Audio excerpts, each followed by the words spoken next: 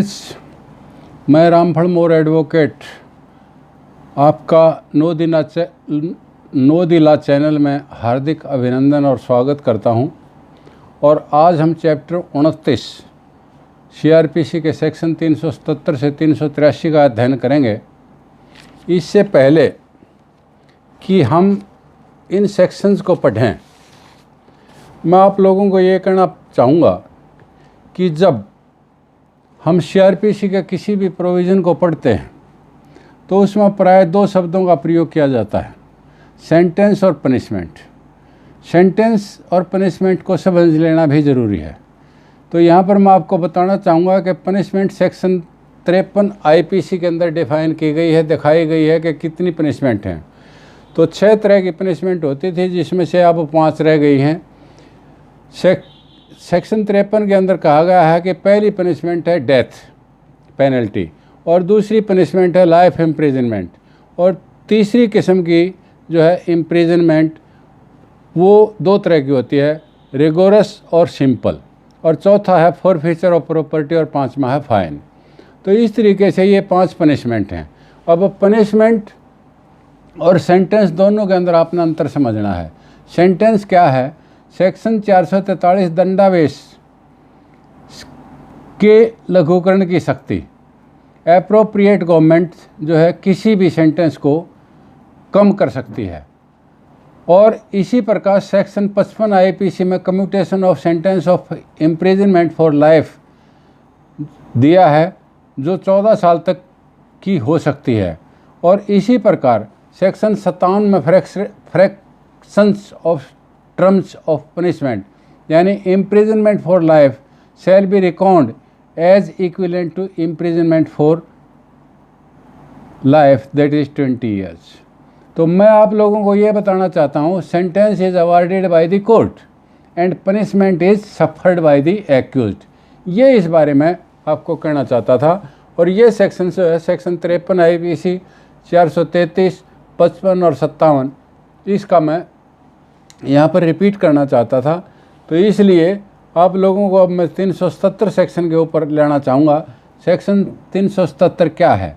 Appeal by state government against sentence. Sentence के खिलाफ state government कैसे अपील कर सकती है? तो इसके अंदर क्या कहा गया है? जैसा कि उपधारा 2, अभी तो हमने धारा 1 भी नहीं पढ़ी और बात उपधारा 2 की आई। तो उपधारा 2 किसकी? इसी सेक्शन की, यानी 377 की उपधारा 2। ये क्या कहते हैं कि जैसा कि उपधारा 2 में कहा गया है, उसके सिवाय राज्य सरकार उच्च न्यायालय से भिन्न किसी न्यायालय द्वारा किए गए ट्रायल में कन्विक्शन के किसी मामले में पब्लिक प्रोसिक्यूटर को कन्विक्शन के खिलाफ सेंटेंस की अपर्याप्तता के आधार पर on the ground of inadequacy appeal दायर करने का निर्देश कर सकती है। कब कर सकती है? यदि सेंटेंस यानी दंडादेश मजिस्ट्रेट द्वारा पारित किया गया है तो सेशन कोर्ट में अपील होगी। यदि हाई कोर्ट में करनी है तो कब होगी? कि किसी अन्य न्यायालय द्वारा पारित किया गया है तो अपील दायर करने का निर्देश देगी, और जो हाई कोर्ट में होगी। अब 377(2) क्या कहता है कि यदि किसी मामले में जिसमें कन्विक्शन हुई है उसकी जांच Delhi special police establishment constituted under the Delhi special police establishment act 1946 या सीआरपीसी से अलग किसी सेंट्रल एक्ट के अधीन जुर्म की इन्वेस्टिगेशन के लिए किसी अन्य एजेंसी द्वारा एम्पावर किया गया है, तो सेंट्रल गवर्नमेंट भी पब्लिक प्रोसिक्यूटर को इनएडिक्वेसी के आधार पर अपील दायर करने का निर्देश दे सकती है। अब इसका ए क्या कहता है कि यदि सेंटेंस मजिस्ट्रेट द्वारा पास की गई है तो सेशन न्यायालय में, और यदि अन्य न्यायालय द्वारा पास की गई है तो उच्च न्यायालय में अपील उपस्थित करने का निर्देश दे सकती है।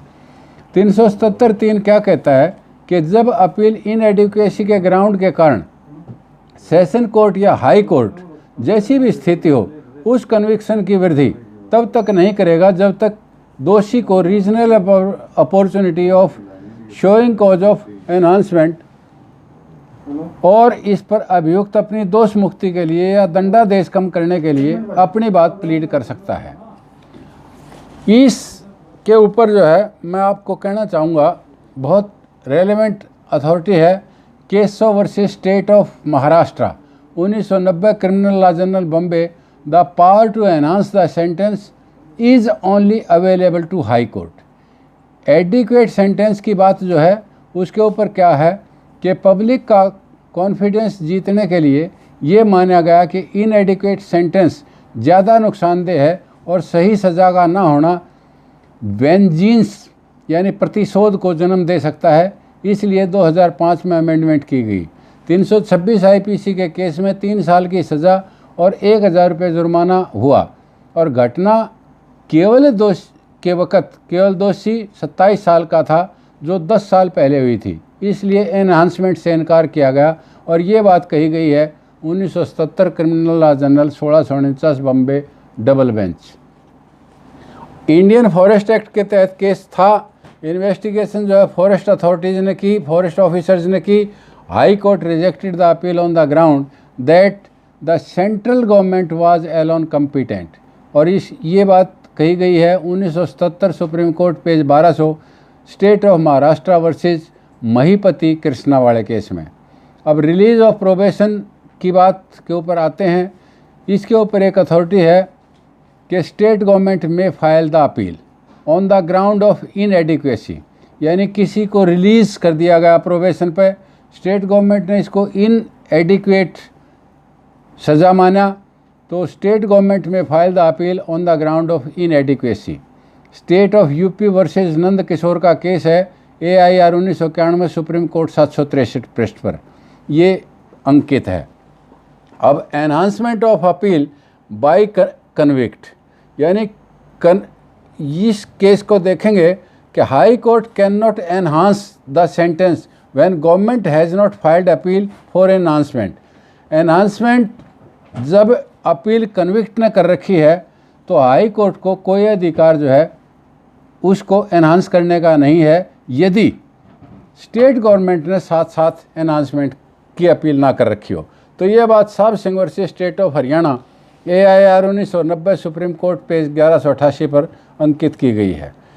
अब अम्मा नामा वर्सेस स्टेट ऑफ कर्नाटका का केस था 2005 criminal law journal 2685 Sikkim double bench का।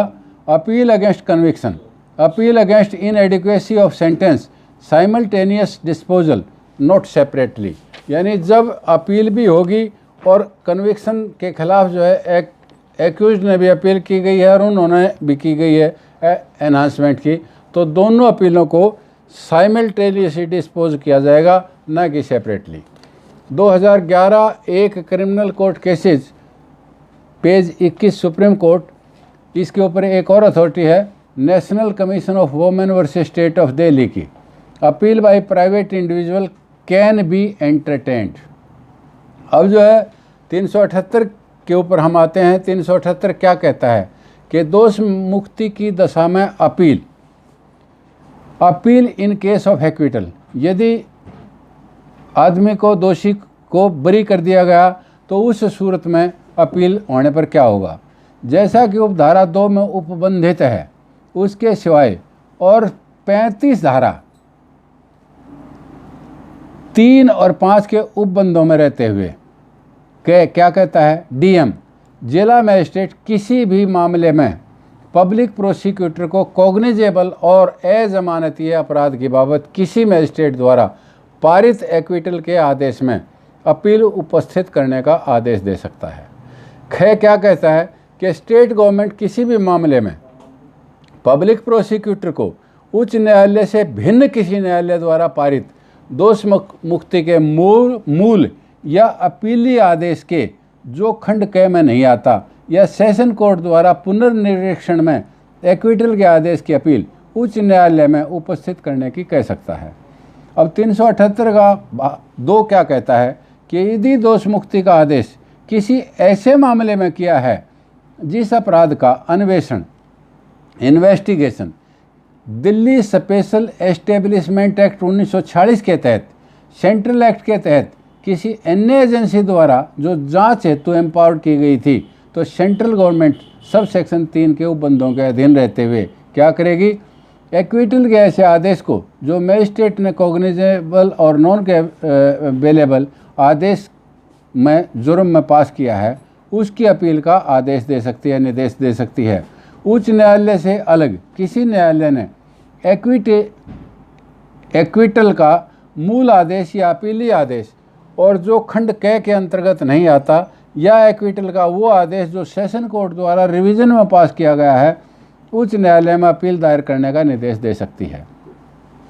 378 के 3 में क्या कहा है कि उपधारा 1 या उपधारा 2 में अधीन उच्च न्यायालय में बिना उच्च न्यायालय की इजाज़त यानी लीव कोई अपील एंटरटेन नहीं की जाएगी।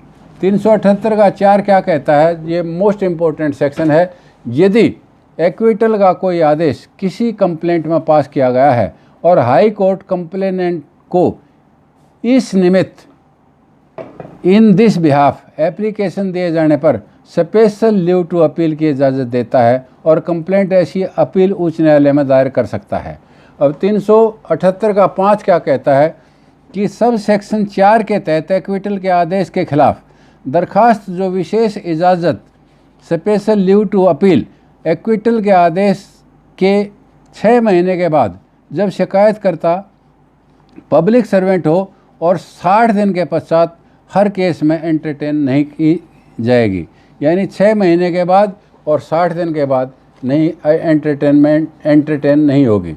अब 378 का 6 क्या कहता है, यदि सब सेक्शन 4 के अधीन स्पेशल लीव टू अपील के लिए दी गई दरखास्त जो इजाज़त लेने हेतु नामंजूर की जाती है, तो उस दोष मुक्ति के आदेश के खिलाफ सब सेक्शन 1 और 2 के तहत कोई अपील लाई नहीं करेगी।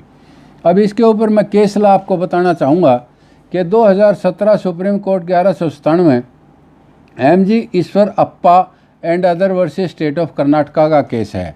Appeal against acquittal interference by high court. Scope क्या है कि assault on a deceased person, evidence of sister corroborated with evidence of other witnesses, time and place was not doubtful, acquittal by trial court being perverse rightly set aside by the high court.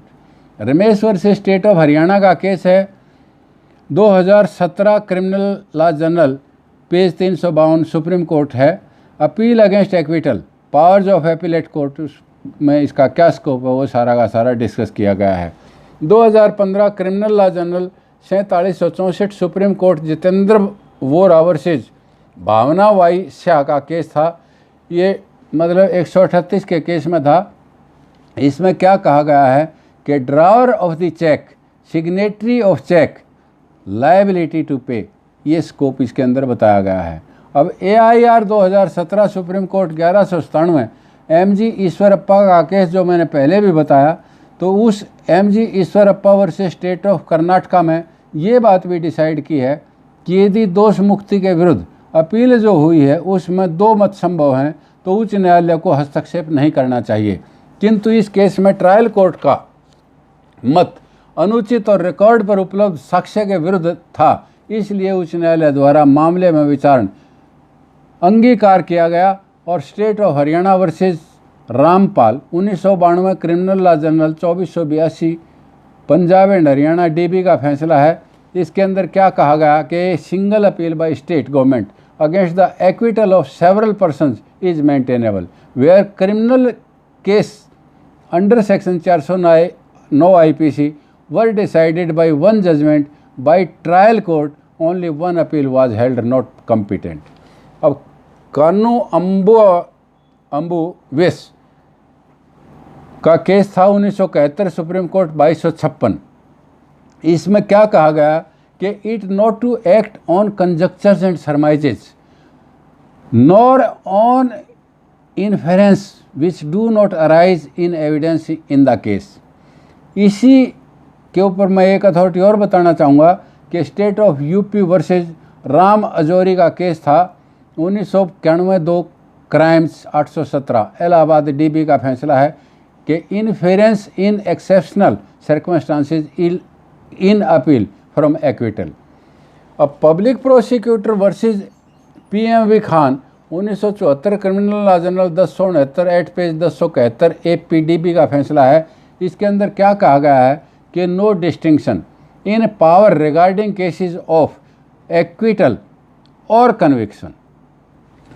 इसके बाद एक और judgement मैं आपको बताना चाहूँगा, AIR 2003 supreme court 2325 Narendra नाथ versus Parasnath खावड़े का case, और दूसरा एक केस है AIR 1998 supreme court 999 Champabai versus M Girijapati. इसके अंदर क्या हेल्ड किया गया इन दोनों केसेस के अंदर कि appeal by the complainant against acquittal would be maintainable.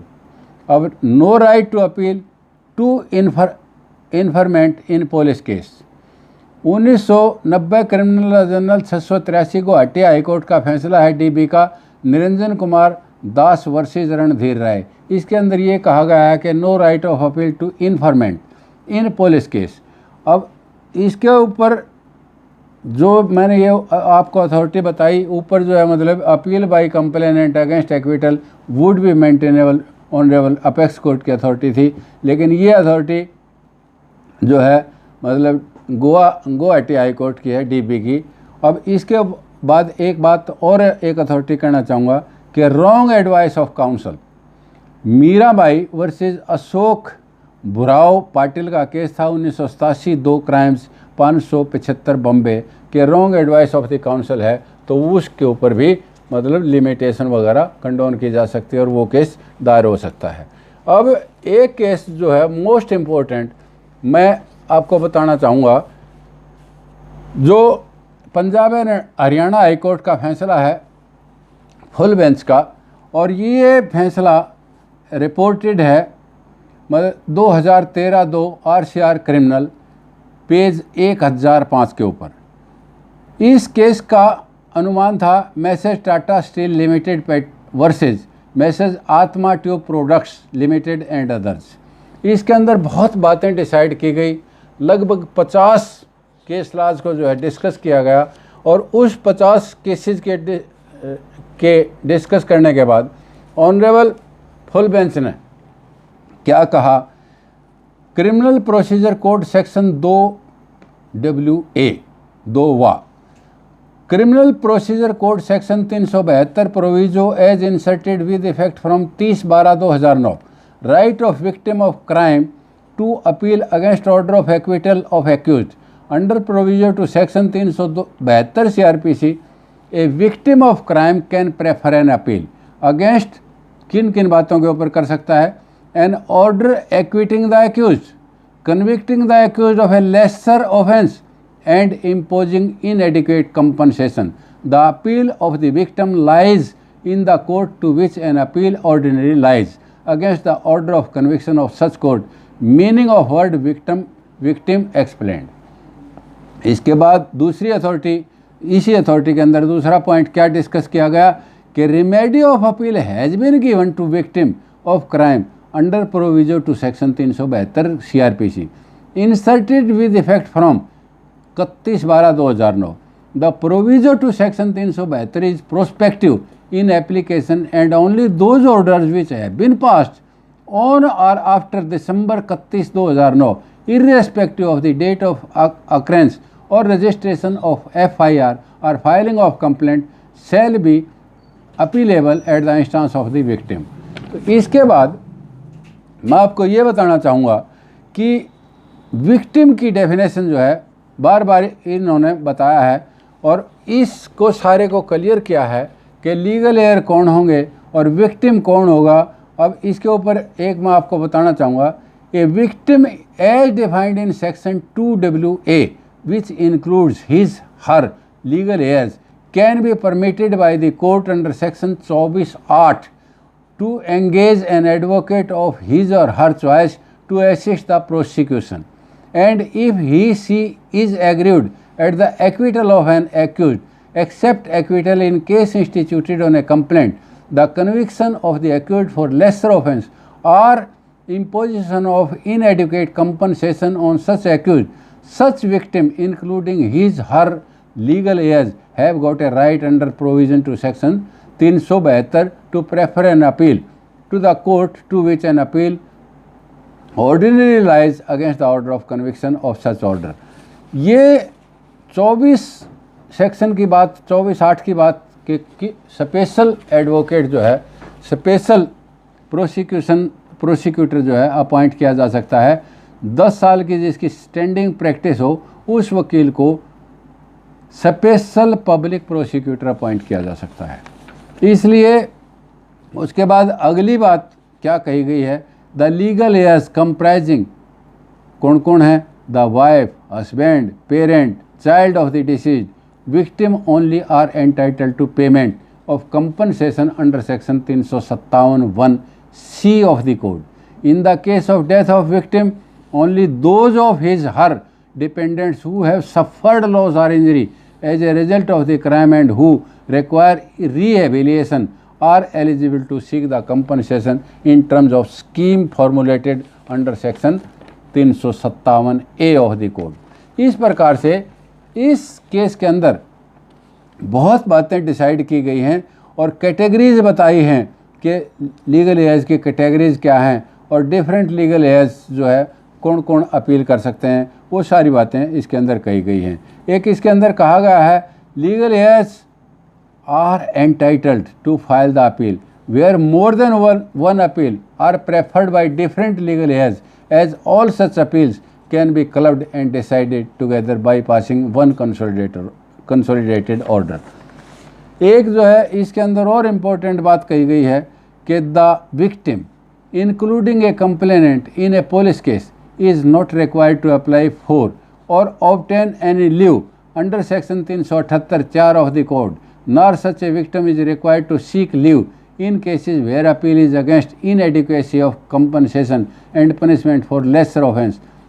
तो ये सारी बातें इसके अंदर कही गई हैं और इन 378(4) के ऊपर एक ये बात भी कही है जो मोस्ट इम्पोर्टेंट है, जो मैं आपको ये बताना चाहूँगा कि private complaint against accused order of acquittal passed by magistrate complaint can file appeal with special leave to the high court when however accused was convicted complainant can file appeal without special leave of the high court under section 372 proviso if he is aggrieved at the conviction for a lesser offence or imposition of inadequate compensation also held। इसके अंदर क्या कहा गया कि the victim who is not the complainant in a private complaint case is not entitled to prefer the appeal against the acquittal under provision to section 372 and his or her right to appeal if any continues to be governed by the unamended provisions read with section 378(4) of the code।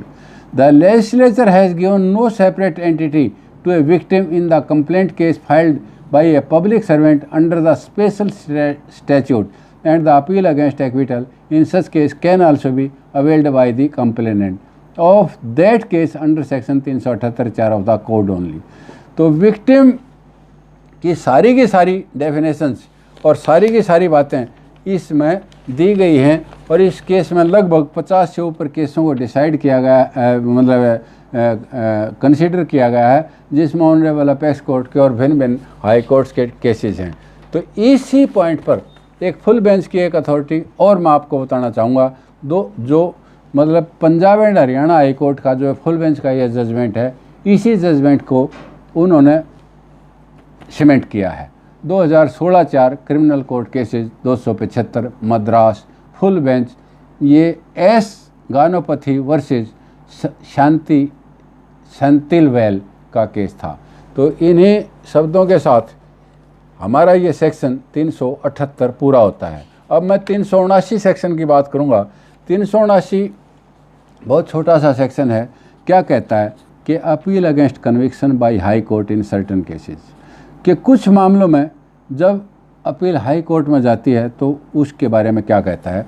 यदि उच्च न्यायालय ने अभियुक्त व्यक्ति को दोष मुक्ति के आदेश को अपील में उलट दिया है, यानी when appeal has been filed against the acquittal and the Honorable High Court on appeal reversed an order of acquittal of the accused person and convicted him and sentenced him to death or to imprisonment for life or to imprisonment for a term of 10 years or more, he may appeal to the Supreme Court.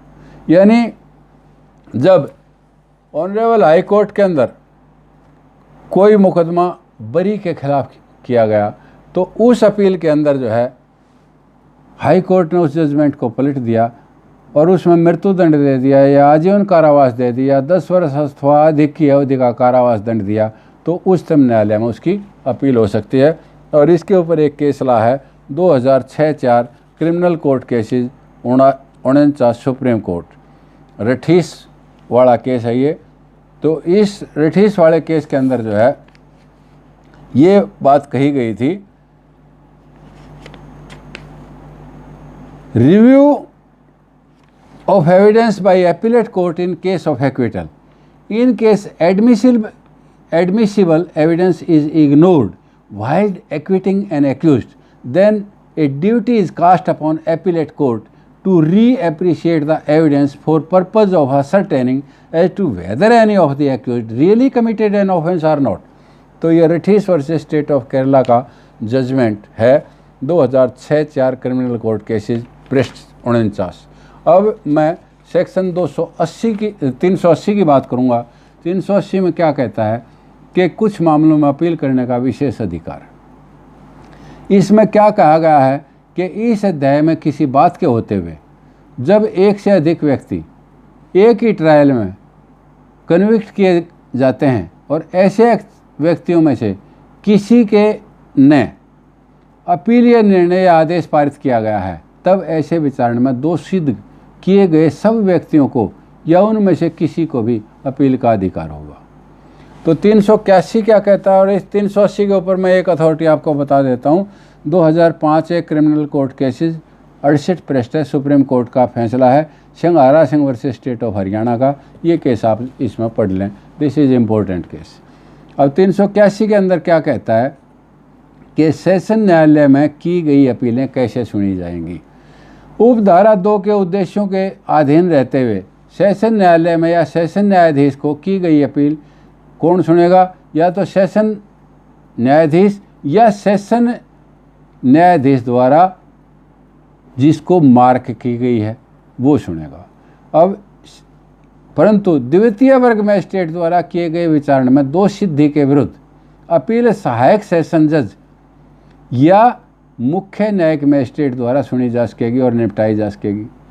अब अपर session न्यायाधीश, सहायक session न्यायाधीश या मुख्य न्यायिक magistrate केवल ऐसी अपीलें सुनेगा जिन्हें खंड क का सेशन न्यायाधीश साधारण या विशेष आदेश द्वारा उसके हवाले करे या जिन्हें सुनने के लिए उच्च न्यायालय ने विशेष आदेश के द्वारा उसे निर्देश दिया गया हो या उसे मेकअप की गई हो। अब सत्तर न्यायालय के खिलाफ अपील का जो है, इस पर एक केस ला मैं मतलब इसके स्कोप के बारे में बताऊंगा, और वो है 2017 क्रिमिनल लॉ जर्नल पृष्ठ 1 है, फुल बेंच का फैसला है पटना हाई कोर्ट का। इसके अंदर क्या कहा गया है कि appeal to court of session scope, hearing of appeal by additional और असिस्टेंट सेशन जज और judicial magistrate shall be wholly without jurisdiction or nullity unless such appeal made over for hearing by session judge। यानी session जज ने यदि appeal को make over नहीं किया तो वो सारी की सारी कार्रवाई जो है नल एंड वाइड होगी, वो विदाउट जुरिस्डिक्शन होगी और नलिटी होगी। तो इन्हीं शब्दों के साथ आज हम अपना वीडियो यहीं ख़त्म करते हैं। हमने सेक्शन 381 तक पढ़ा। मुझे आशा ही नहीं विश्वास है कि आप लोगों को मेरी बात समझ में आई होगी, और यदि आपको ये लेक्चर वीडियो अच्छा लगा तो आप इसे सब्सक्राइब करें, शेयर करें, लाइक करें। इन्हीं शब्दों के साथ मैं आपका पुनः धन्यवाद करता हूं कि आप मेरे साथ बने रहे। जय हिंद।